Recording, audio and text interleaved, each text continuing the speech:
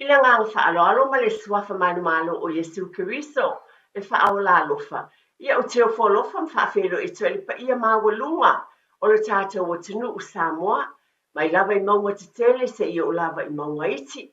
Pāpena whio na o wholofa mwhawhero e atuma le whaaloalo, ile au whai ngā luenga le atua o lo whapena lava o le whawhale le malu, I whatawhai taulanga I fia o tōwine, a wālawa le tala ina o le tala lelei, ele ngate I tono le tātou o tunu ne o New Zealand, le pele Samoa I lo finangalo ma lo uloto ai maise o tunu o mamao, whaafitai ngā lulue, ele whaiwhaangaloina le whaafitai tele, ele au whai ngā luenga malo lo manu malo, pensione tele tausanga, na au nai mo le li, alo ova aia pea e uina malo lo alo o tautua pea malangolango sua, I tono e kale sia keusiano vi ia le li, whaafitai tele lava, ele mawhai fo na whaangaloina pe lava na masani ai, na I o tātou tua a sina, whaafitai mātua le langolango, whaafitai le alolofa I o tātou a inga, whaafitai tele lava pe lava na o tau silafia, nei por kalame ole toi tepa I le a inga, o lo o iai lo tau sao tele I te tonu o tātou a inga. Whawhelua I male whaaloa tele I a te oele nā, pe lava e mafuta mai I te tonu o maota malawa, le ngata I lea o tonu maota o tangata mātitua, na I o tātou tua a sina o lo whapena no tau mafuta mai ai, ki mai lau le tio tātou mafuta, whaafitai te lava sisila I tūlanga whanea na pō. Te ia vi ia lava le li, o whe lava e mafuta mai e nei tai au, le atunu upele o Samoa, pe ona iei tūlanga ua, o te e tātou whaasala lauma, whawhelo I atu mai whaalo le tele lava. Le mwhai ona whaangaloina, pe lava na o avatu, tu ua Samoa a e whio mai I New Zealand nei po nisi o tunu. E ati na e lo ainga, tai le au whai bisnisi, we ua whapenana whaeaina Samoa le whale ainga, o le whale kamuta, o le vale, o oele na u whaeaina, ta ule leia mitai tātou Samoa, o le ati na e lea, whaafetai tele lava, le tau wivi, ma le tau mawhai, wa manuia o tātou ainga, le nei tai au, e le mawhai na whaangaloina, e tai au, o e olo ufitia le au pōngsa o na wala au pa ia le atua, ia wha maise le atua I o tau finangalo, tau swani le li I long ainga mō tātou ainga, lau I kālesia, tai malanga, tu e sauninga ma mea uma, ia le fi le mū o le atua. Ia, e le mawhai o na whaangaloina, ia tau malo lava, ta mama tina, le lava upumasani tai au uma whapene o te whaietue, whautai lava ta mama tina ilo wala pōwhoi, whai le breakfast o ta maiti, whai fo le lotu lunga laulau, a le ai fo I pe lava o le, whanau nau ta inga o te pai a ingai tai au uma. E whaamana tuai, a le mawhaina whai le lotu le whale, le tātou pesa I tono le ta vale, o lau te talo whaaftai ia Yesu, whaaftai tele lava, e lava o na avatu. Nana e usu nei fo tai au, ave se au lo ia, o se au whai a onga, o se au su e tusi, o nana e usu nei le tai au, a wā, o le whale tu o le whai whiau, o le whai whiau le nana e le whaafetai, e te le iloa tāpena ngā le li I mō tātou ainga. Ai le mawhaina tu una la utala le vai o sa uma. Whaafetai na e usu e ave le whanau le haonga a mata, o le haonga tūlanga lua, o le kolisi, o le universite, ave whaatali le train, whaafetai te le lava. Pe lava o tō masane e le mawhaina o waluloa, ai o te whaafetai ia te oe ta māma tina. Tu e te pai le ainga, o le whaia onga mua o whanau, o mātua ia whaftai tele lava ia te oe lounau nau ina ia manui o tātou ainga. Upu masani pe lava na avatu o le alofa o le atua e le uma mo I tātou. Pai tauina fo le upu o le atua mo I tātou nei tai au na amatai lea. Pai mai, a o te whaamoe ia te oe e le au noa, ma o te whaapopoina atu o vi inga umalava. E tau watu lo mutu le ami o tonu mai a te oe. Tau fo I leo lo tanga mai a te oe yasa umalama. A wā le masino ia te au lo na whaita ua wha.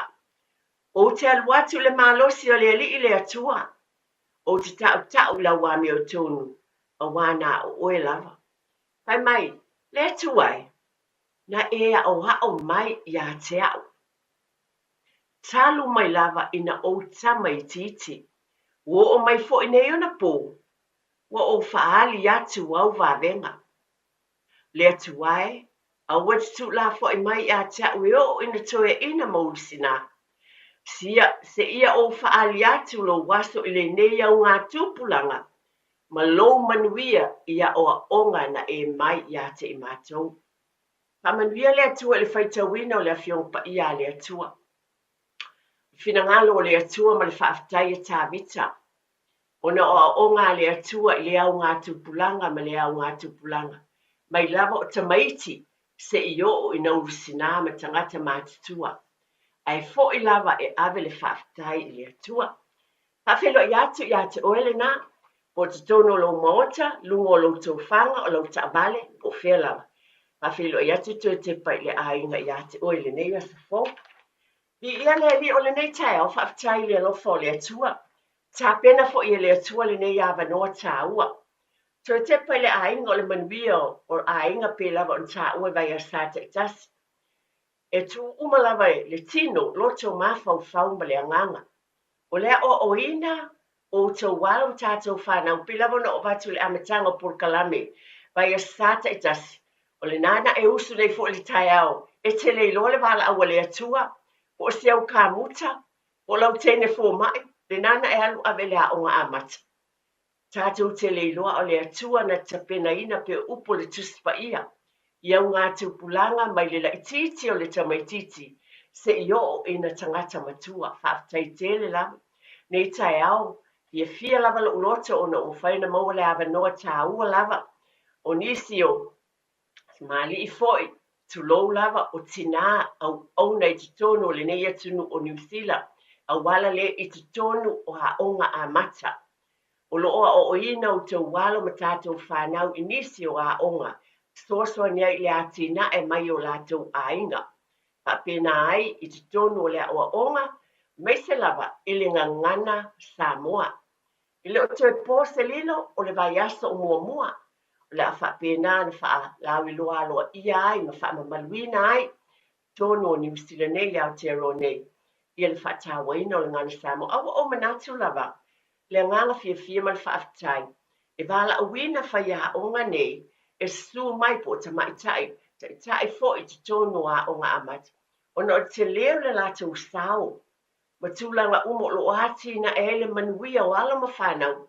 E awala I te tono nei a o onga. Ai maise fo ia o onga I le ngangana Samoa. O le nei la tae au, iai nisi o te mali I fo I. Tinafu o mwhauna mafuta mai. E abatua fo I se talanoanga le nei tae au. Fia lava e whaafelo I atu ma le whaano le tele lava. O fionga aswao, maise fo I le ilua whaaftai tele lava. I le talieino le bala awa unele tina. E mwhauna lua fio mai, e tufa mai fo I le au ngā. Ma le tāpenanga I te tonu a onga a mata. I le ngata I tūle o ina te penaina o le olo le whanau I tū umalava. Ai maise I le tātou ngana Samoa. Ia I le whaalo tele lava o te whaafelo I tuele tue te pele a inga. Lau fionga aswao le lavona. Sao no foi. Ia maise fele funga ina foi le vaenga lo e o nai whaftai. Ia whaftai mo le awa noa. Eti, na sunga al whalatua. E whaftai fo I le porkalame. Wa mwhai ai fo I o na maua le nei awa noa. Tātou te whaasoa ai fo I le nei. Tai au. Ia e mua na si le vi inga ma le whaftai I le atua. O na olo na alofa ma lo na ngale leila na tau singa ia te I tātou. Ia o mawhai ai fo I o na tātou mafuta I le nei tai au. Tātou te whaasoa. Ai mua na o whaatalo whaatu I le pa ia mani mamalu o Samoa o whaafonga mai I ona tūlanga whaalupe.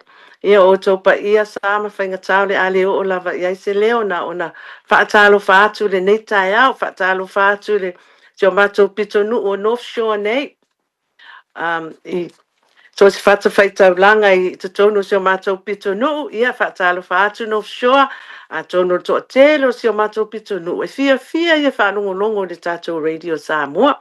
Ia, ai o lo ingoa ia o asuau fi maono ia e miswaniu mai le lalafanga o le tongo ia o si umu ia o salani ia ma fale a lupo ia o nuna sa wasi nei lo matua vai le taimi nei ia o lo nga lue i nei North Shore o lo faila matua onga am tau a mata o le North Shore Pacifica o le whanau Pacifica ia o lo fai ele matua onga nei North Shore ia e tolu lava so lo rana ele matua o le kalame ia o aso ngafua aso lua ma le aso lulu i te tono le hola le kale sia papatiso i nei Birkdale. A o aso tofi, i o aso la i e whai ene mātou polo kalame i te tono le library. Ia i o Glenfield Library la o lo whai ene mātou whaasoa le mātou polo kalame ne i aso tofi. Ia o lo o unga lua foi i le mātou wa unga tūlanga lua i Peach Haven Primary a wa lava lea wa o ina le ngana Samoa i ia songa fua maso fa laile ia o le nau ta inga lava ina ia ola ma ola pea le tatunga ngana man tatu wanga nu ia lo ma whanau ia o si o whatau vaale na ia o te ile kalesia le North Shore PIPC i lalo vava ainga le sunga whawhenga ia i Rico Afamsanga ia man whale tua ia li tasi ia o si o whatau vaana nei tai au ta alo whalava Fai te lava aswao pe lava upmasani la tunu le le lava le moto le pa wailoa e na wa e fa fonga sa no nga aswao fa felo ya tu mal fa lo te le lava le lua le nei tai au fa tai le fo pe ono va sa no ia mal fa lo te le lava fa tai lava le fatua ia fa tai fo I mo le ava no matango fie le nei ava no fa auro wa o maua e fai e foi se fa so e lunga la por kalame e fa talo fa tu e la fionga fa tua po le tina foi e ti ta ua e matu tamaiti ia mai se le mamalu le ofisa fa sala la sunga tia ale le tio le sululima I vatolu a mo tai nane le fa fonga mai mo mai ale mamalu le atunu o lo mo fa ona mo mai le nei por kalame o le nei foi fa sala launga ia po le por kalame ta ua ia solua tai tasi o le toi te pai le ainga talo falava malo le soifua a talo fatu fo ile uso ya suao pai fo si leva ile to e pelo ai male uso ia o lo ingoa o le lua pasa sua masi mai le no mamau lava le o sa tau i savai ele so taima no male le fionga I fatu ya eti ia ma sale lolonga I savai ia o le tene mai le motu tene savai ia e whakatai lava mo le ava noa le nei tai au, o lo unga lue nei tonu o le a onga le ataata, pe lava ona sila fia, le a onga le a fionga ia tō surusuru le intipi ua fo ili nei ngā luenga o ne wala au pa ia le atua, a o lo o mātou I lalo le taita inga le a fionga ia tō surusuru wha maa lua tipi, ia e mai se fo ili a fionga ia tapua inu nua lofa, ia whatalo whātu mai nei le West is the best, whakatai lava. Kai lava mo le ava noa. Pate tele lama. Ia o langona le nā, pe ona o vate lele moto le pā wailoa, tau te sila fia, tau te whaafonga mai fōi. Sao noanga, a fionga po fale tua tulola vai suafa pe ona a fio mai, o te langona ai whaatai le atua. Ona o a whaapena anta pena le li fōi le nei tai au. E mwhai ona maua le ava noa pe ona o tala talatu. O le tāua o ainga. Ainga malenga ngana o lo o whaonga aina pe upula fiong pa ia le atu whai mai a o ina mai le tamaititi se io ina toia ina maurisina o le nei vai asa pe ona o ta ua o lo o vai asa o mo whaata wainai I le vai asa o ngana sa mo ni sil nei ai o le nei lava taimi pa mole lava ma le whaanolo tele lava tasi o lua wha mole as wau foi po le lua te sa no le tulanga lea po le whaululunga, po le whaupunga, o le nei foi a wai tofu lava tau sanga, o le o tau si la fia mo ulo. Ala atu o te ate o lua, e te lua whaaria o wa o lua o lo ngā lulu e tonu ia onga. Ia le aunga o le nei tau sanga, o le whailunga ina o le ngangana Samoa, whaatawa ina ma le whaaloalo. Ia, masalo le lau a mata atu. Whaftai. E whaftai lava mo le whafsili lau a fionga le whantua o le tinaya eti. O le autu o le vai aso o le ngangana Samoa le nei tau sanga. e afua mai maunga te tele le manuia o le nuu. E afua mai maunga te tele le manuia o le nuu. Ia o te langona o se au tu sili o na tā ua lea mo ai mai se lava o whanau o lo o tutupu maola I whaititono New Zealand. Ia mai se foi o le mātou ngā luenga. Whawhai a onga. Ia o le a whai atu pesa o whamatalanga I lo o whaawinga ina o le nei au tū. Pesa o lea whawhisiri lau sunga eti. Ia, lelei, whaftaitele lava sauno ia wa le ala fo I le tātou te o mai ai. O lo o ina whanau le ngangana ai ei fo I mal au tū o lo tūri matai. Whamole lava sauno mai. Te le lava le tātou teimi tātou te fitu wha ai. Ina ia sila fia I fo I le te le ma le loloto ma le tāua o tō ngā luenga. Mo alo ma whanau e mai se o tōnu a onga whaftai sauno ia le lua. Whaftai lava mo lo o wanoa. Ia I lo tangata I le winga o le autu esel matanga o fia o le autu o le neitau sanga. Awa o te tali tonu o leo mai o tamaiti tonu a o ngā mata ma mātou o ina o mātou whai a onga. O te whatu saina o I mātou o maunga te tele ia e ala mai ei manuia o le whanau. A le leo na mātou tapu ma o ina tamaiti nei o le manuia le nao le latou lumanai. Pe a whai e mātutua ma o la e latou ma o atu I le community ai mai se foi o a inga o e kalesia ma le lalolangi atoa. O lau la whaatusa o I mātou whai a onga. O maunga te tele e ala mai ai manuia o le whanawiti. A le leo na mātou tapu ma awa o ina I latou I le ngangana o le tautala o le tatou anga nuu wha Samoa. O le a whapeo na manuia o latou o langa tuputupu wae. Ma avea I latou matangata mātutua. E tu atu le uso ia asua o whaopopo mai le mamata upu whaftai lava. Whaftai asua o ai sei malu whaala lava asua o le atu sunga ia tia. Mo tātou whaasalong wha business, ono le taimine mo tātou whaasalong wha business. A fōi mai, I ona e sao noa mai loa lea rau whionga asua o whaftai. Ai. Ia, le a sao noa mai, o le whapuponga lava nere tātou por kalame o le tue te pai ainga le nei tai au. Wala awina ni sfoi o tina o le atunu. No whapenan au ona I te tonua o onga o lo tau whai ai.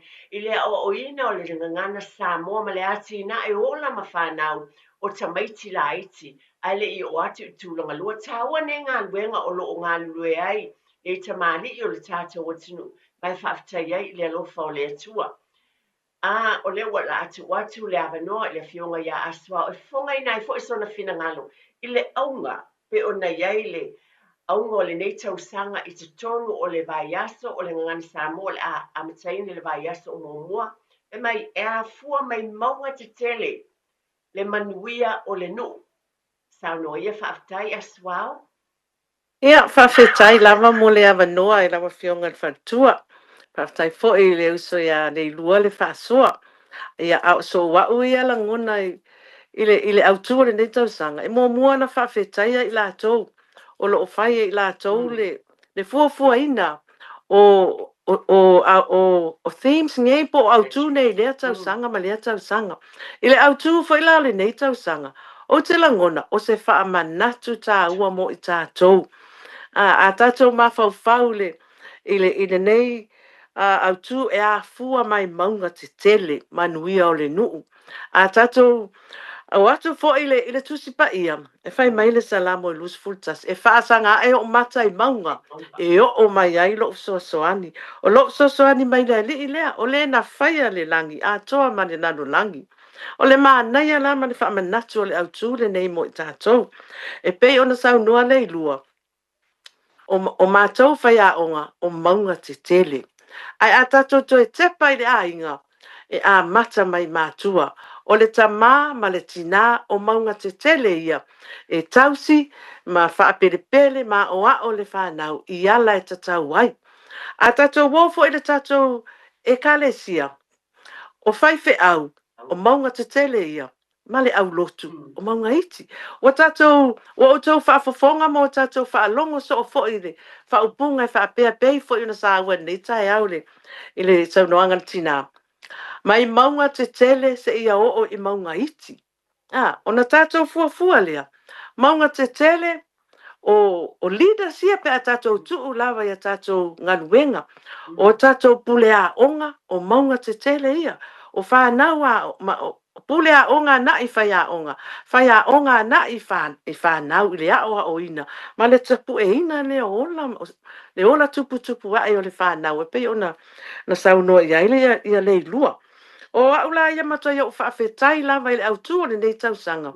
E toi tapu e ai. Ia maunga la iti nei. Awa e pe o le ulu al Paul Kalame. Toi tepa I le ainga. E toi fo I lava I le matua, I le tamā, ma le tina, ma le whanau. O ina le a mata mai ai le ngaluenga lea. O lo la ia whaawinga ina o le a fua mai maunga.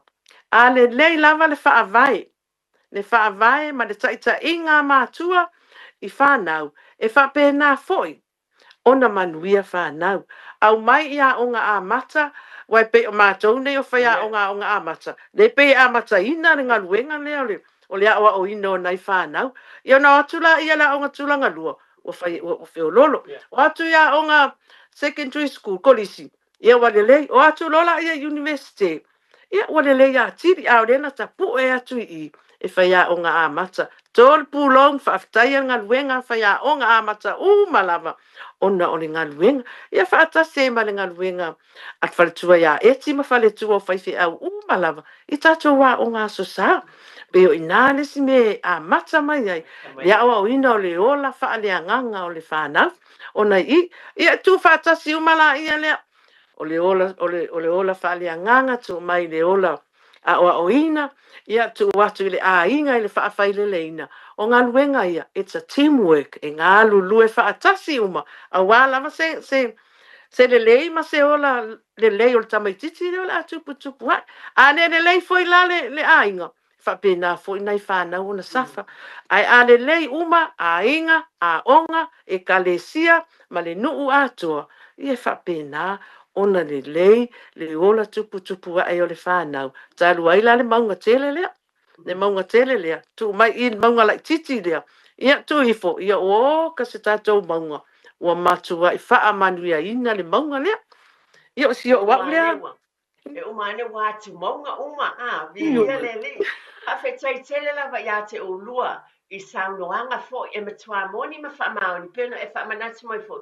Wa upu tomua lava o le Nepal Kalame e wha pia o le vā o matua ma whanau I le tino ma fau ma le anganga. O onga umaia ma o nilo taula I le vā o matua ma whanau e le manuia I le tino ma fau ma le anganga. Le pe o ni tā ua umaia rua saunoanga.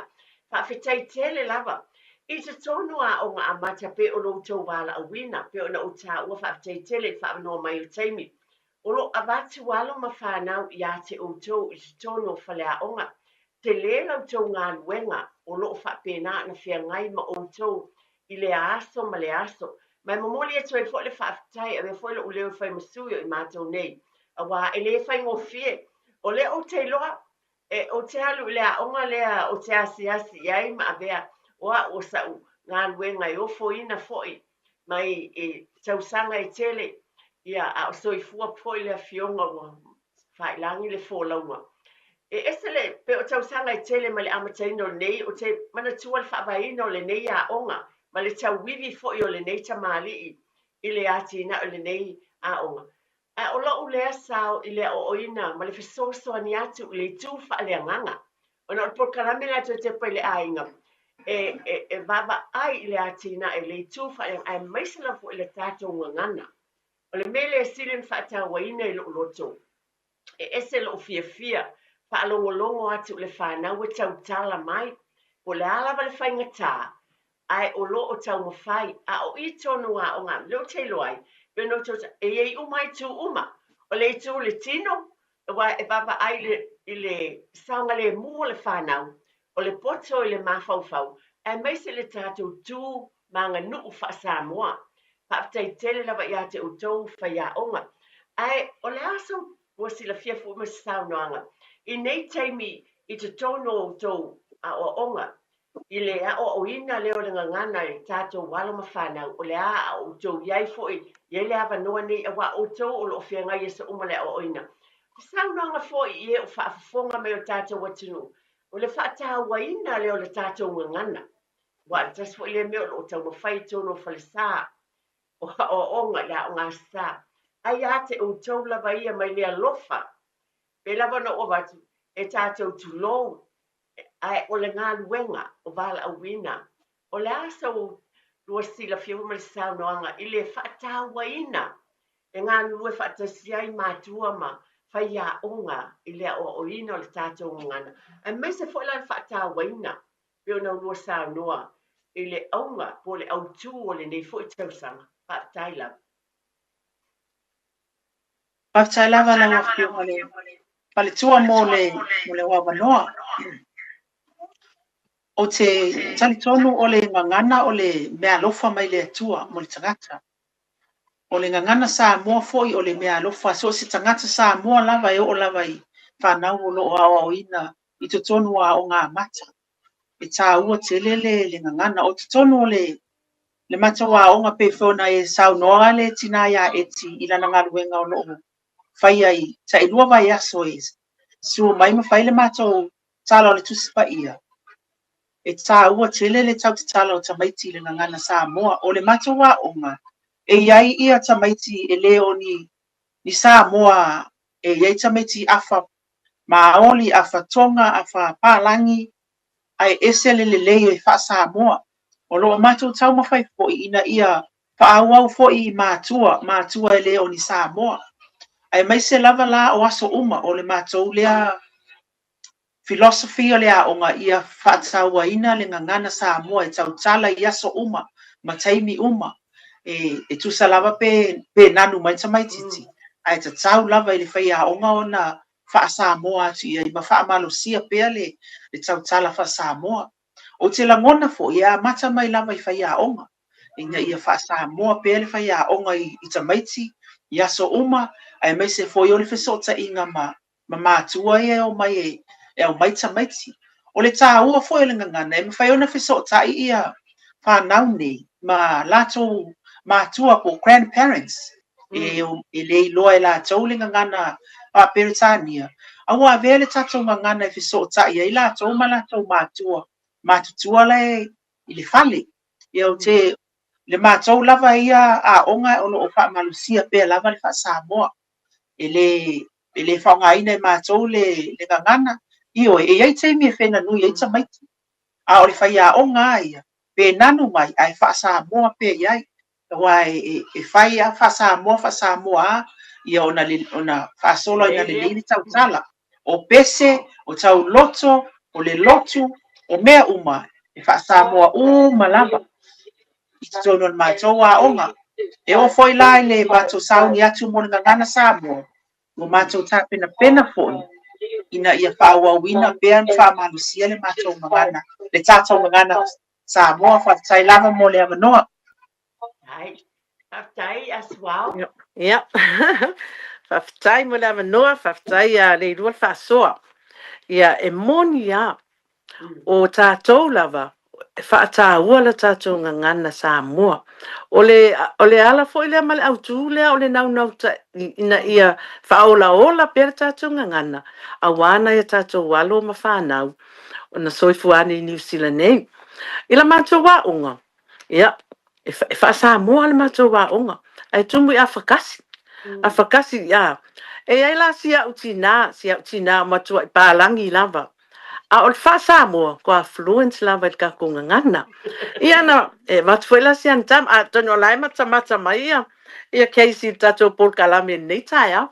Ia, o no fesidi la ia stinale, o la wasa salvo tuala, o nanu foi le ftasau. A salvo wha Samoa mo ia. E pe ia ang whaanga o Samoa. Ia e whamelan tala, o ia. Toi titi ono tau sanga o whainga luenga i lalo manu. Lalo manu. O inala le sa whaina ruenga i pālangi lea. Ia o ia la le lefso soani ia te au. I le whainga o la mātua wā onga. O le mātua i le leo te wha Samoa. Tā lo whakailania ai o e mata mai le nei tai au masiau tina.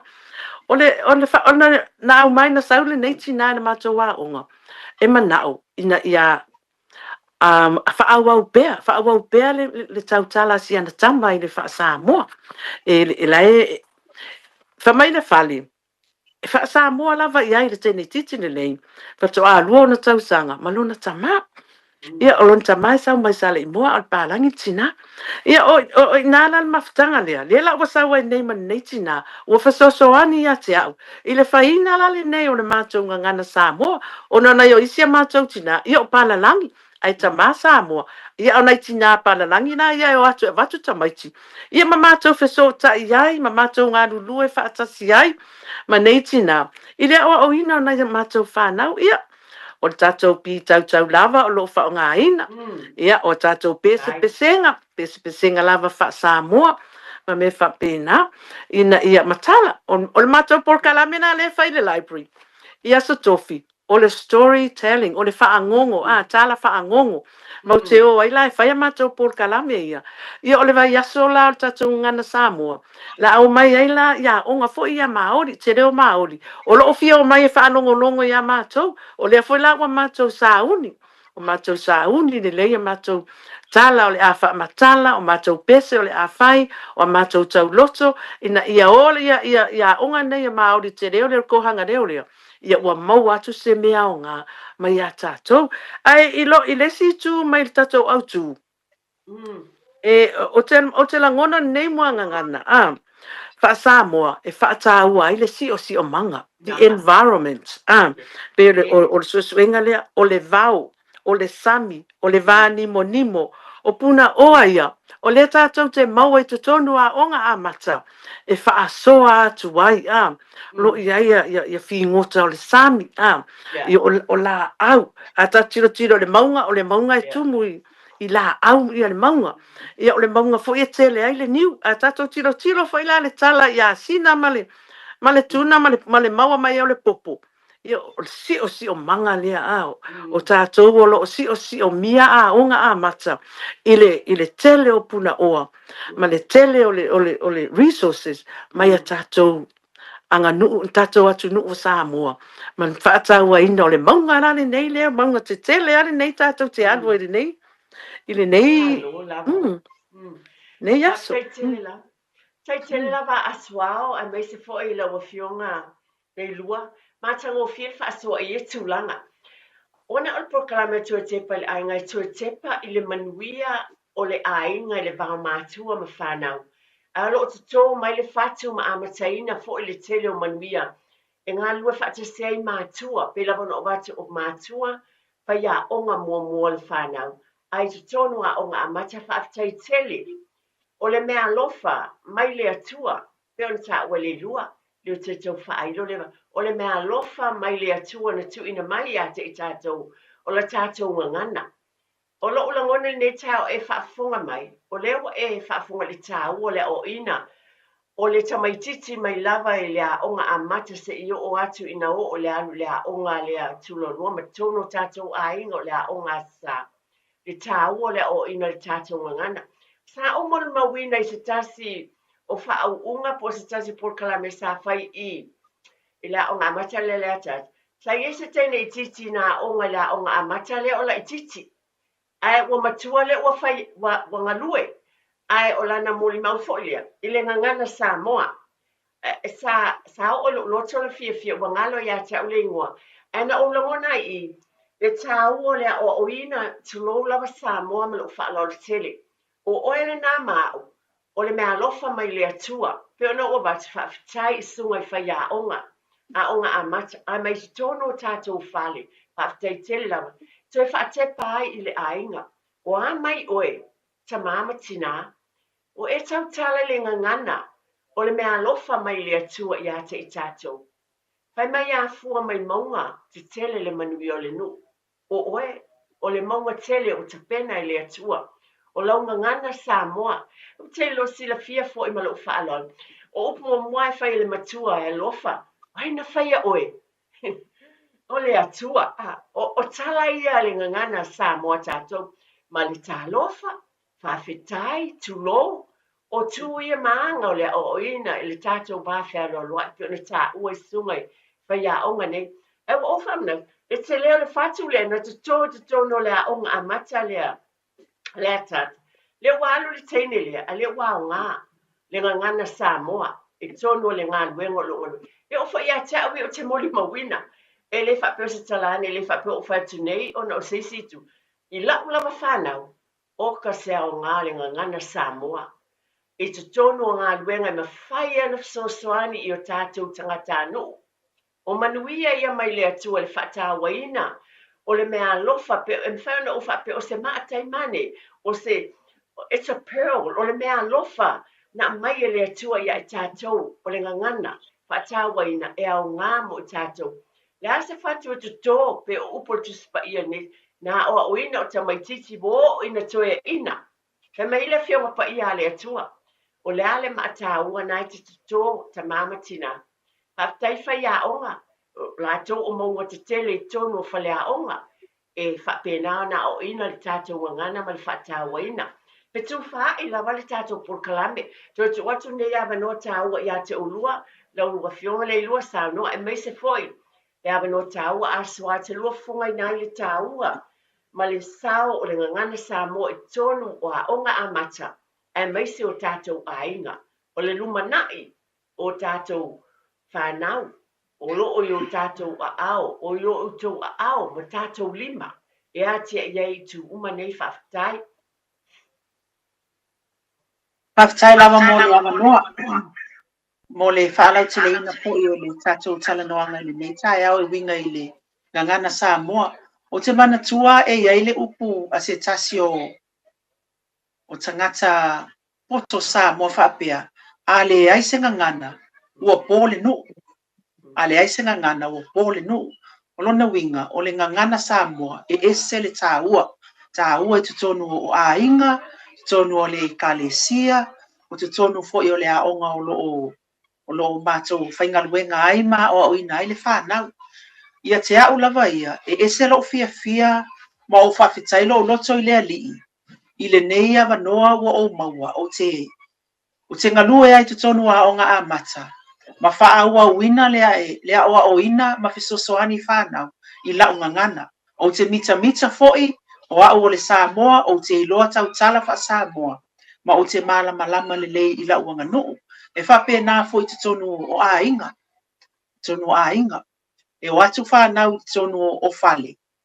E iei ia a inga e watu ele whatanga ina o na tau tala i whanau i le ingilisi po le whapalangi. O te whawhitai ai mātua o loo tau mawhai pēa e whaauau matutō le whatu lea. O lea o ina o le ngangana Samoa i tutonu o e kalesia. O a o foi e peo na sila fia e le tinaia eti.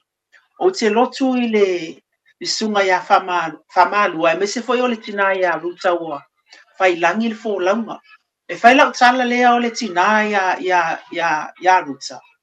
E le tai ona mana o e nanu se tamaititi tonu le mata o whalesa. O inana tutoa ai lo fatu. Le tāua o le ngangana i tutonu o le sio manga o le kalesia e meise le lotu. E whawhitai e lo loto i le tamā, le sunga ia whamalua e meise politina ia ruta. I le tau mawhai fo i e whaola le ngangana. I tutonu o le nei atunu. Wa motu mai tātou ma le pāu o tātou ese me Samoa. A o loo whaua wina pēa le ngangana. Whape nā fo i lai whanau o loo mātou o ina. O se whamanuianga i loo tangata. Le aoa o ina pēo nei whanau iti o loo ola. Ma soifua e tutonu o New Zealand. I le ngangana wha Samoa. Ma loo wa lava whawhitai. Haftai tele le lua ia aswa o sao noa ia. O na o leo tue umi se tātou taimi uma le tātou porkalani. O sao noanga a wafo i le aunga o le tātou ngana Samoa ma le whatawa ina. E maise le tāu o le o ina o le whanau. Ina ia whatu mawina pe le tāu o le tātou ngana ma le whaaloa tele. Aswa o whaftai. Whawhitai lava mo le awa noa. E mua lava ona whaapea o le ngangana. O le mea alofa lea mai le atua mō tātou. e pei lava ona awina o le anganga pa ia le sal pentekoso le nei nei te o tala mai tangata ngangana ese ia o ina tātou te iloa ai na whaavai mai fo i le angana le ngangana mai ile anganga pa ia leo le atua ua uwhiti ai tātou ma o mai a tātou te ao ma o ai ma whao ngā tatau ma ia o tātou whaalo alongia la tātou ngangana ua o lou o oe lea o lau ngangana ilo ai o oe o le Samoa e ese la le tā ua o le ngangana ma o le tātou wheso ta inga fo i lea ma ne lalo langi a toa po whea lava tātou te whaalongo ai i le tātou ngangana i se atu nuu tātou te ia tātou te iloa o i o le Samoa la o le tā ua le nā o le tātou ngangana mai pele fo o le mea sina fo i le nei e tātou te tā uwhi mau ma o le tātou wa o ma tātou wha pele pele ai o le saunoanga ana tinai a eti e tusa ai ma le wha unga le a unga a le a tātana i eise e tasi o tamaitai e ese lo mita ai o tawa ai atu se tamaititi mai sa tā o ina ua wha pea ona pela ia ai le ai la ia ngā la si ata si o ta vai le e tamu whai e whanau e pei foi la e mita ai loto pe ata vai atu foi i la mātou foi ia unga a mata mai le amatanga mai si o mātou tina whare tua ia ake nese vanga ngā pe o ia lea na amata ina nei foi au nanga i nei si o mātou pito nu o no sure ia o te fia e whailo atu i le taimi le nei i a Camel College i nei North Shore o loo head girl ai le tene titi mai le tafesi la whai a unga a mata ai toi prefecta koe foi ma lesi foi ta mai le a onga lava lea tafesi la whai a unga a mata o Leighton e Sarah ma sa mai tai leo Maria vangana o la ua i o lo whai matai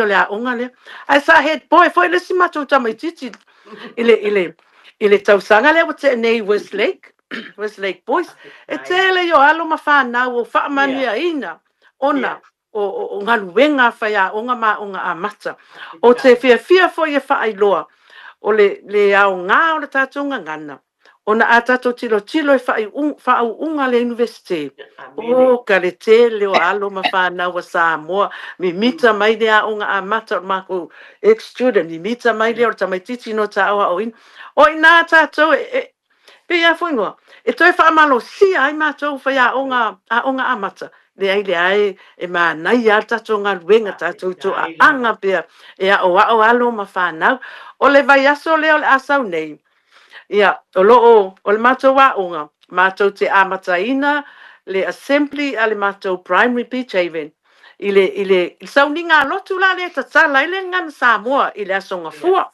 ona o lo le ile aso lulu matou wo atu i Westlake Boys i le mafutanga mātua Samoa. O lo mana o mia fo i lato ni tala noa atu e wha amalo si au i mātua ua whaisi wha vai. O le ala mau te ofo i la sorulu. O le aso tofi. I o le a whai ele mātou Polokalame. I le library celebrate i le ngana Samoa. I le afi.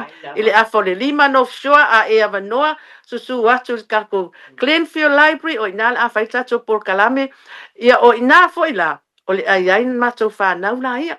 Tamaitai la ia mai o i Camel College. Ia ma tamaitai o a ke nese vanga nā o le whau o mai le engineer and commerce i Aukilani University. O ia la tau la ia la whai mako ke speaker. Ina ia, ala ia la mātou local board. Ina ia loa mai fo ia local board. Ne ai le ai ngā lulu e a Pasifika i nei North Shore. Aua le alo tele o lato support isi ali ai ngā lulu e Samoa. O le alawa invite ele local board. E se ia fifio atu. Ai se Zaila ni tau talanga na yalo nei mwhanau. I le tā ua o a onga a mata. I le tā ua o le ngā luenga o lo matou whaia. I o lea la, wha manui a atu, tatou walo mwhanau malama, wha o mai le universitere. Nai vai yaso nei ma lea walu lava. Wha manui atu fo i whaia onga a onga a mata ma latou sauni uninga. Ia mole whaafeloa i atu ai i le vai yaso le ngangana Samoa. Ai whaafitai tele eti mo le mātou wawa noa. Manuia tatou whaasoa. Manuia vasa ma le ata tupulanga. Ia whaapea fo ia le sunga ia tia. Ai wafia tali e fo ina ilo mbatu. O matua ina ia tia o tu vai ia tu tatou ia manuia tatou maftanga nei aso ono Yesu amen. Paftai tele lava ia le nawa e whaafonga tātou por kalamel nei taeo. Paftai tele fionga ia aswam le fionga ia le luan whana fio mai. Pe lava ona o avatu o le ongo nei por kam tui tepa le ainga. Masani whai au tala wha taeo uma lava le amatanga. Tui tisi lava osa uma. E masani no whapea whaftai ta mama tina. O le nana e usune le taeo. E ave sia u leo leo. E ave sia u whai a onga. E ave ma whai le te taloman. E amata atua le a onga amata. Me o lea tau tila fia wa e whaafonga mai, lea tunu pele pe o Samoa po fia lava nisi o salalau le lalulangi a toa tono lo e fo ini a onga amata o te leiloa o inaile ngana. Au tai tonu e kalesia ke usiano o lo whapena fo anu soswani le ati nai. Whaktai tele lava pe ona o avatu o te tonu o tātou ainga. Ulua i whai a onga. Mua e mai le atua lava, tolo lava, le memoni lava, io ona o le tiu te o lo wala awina. O te tono o tātou a inga le ta mama tina, mai monga te tele o le atua, e mai ele whau unga i a te ua ta mama tina, whai tātou a oa o le whanau o le tātou ngangana. Ia o le nā usau no hatu ia le tina nei fwoi puna tā ua e aswa o le tā ua tele, o le ngā luenga o le uwha pēnao na ia sau no atu I tūlanga uma ia I le fua mai o fua le lei e meisi fo le fionga ia le lua. Tā pēna ina o le tātou vai asara ngani Samoa e wha mua lava to e tepa I lo ainga ai wha mua le atua. Io e manui ai o tātou ainga au te talo whaatai e o tā pēna ina fo le aunga po le autu e a fua mai maunga tele le manui o le nu. Tātou te whaelo tātou te whaangana ina o tau whinangalo I o tau whafonga o tātou mawhauwhau e langona I le tāua. E whawhangu pēr, tātou te motu mai ma le pā, tātou te o mai I nei atinu wa pe tātou tangata anu New Ai le o ngalo le tātou ngangana o lo whaamua e tele o taimi o le mea lofa le atua e tātou te whaafitai ai. Whaafitai telo te talo, e le ngatai nei a ongo ve masui, whaafitai a te olua, ai whaafmanuia atu ia onga amata uma lava. A onga amata uma o a onga whaife au e ka le sia ke usiano po whea lava. Le ngata I New Zealand nei o atunu I whafo o loo tau mawhai e whaatuputale ina. Le tā ua le ngangana Samoa. Mai le ta ele o loo loto a meise whai a onga nei mātou te whapea tuai. Whaafetai e whaamanuia tele le atua. I te tono o New Zealand nei le whaelunga ina le whaatawa ina.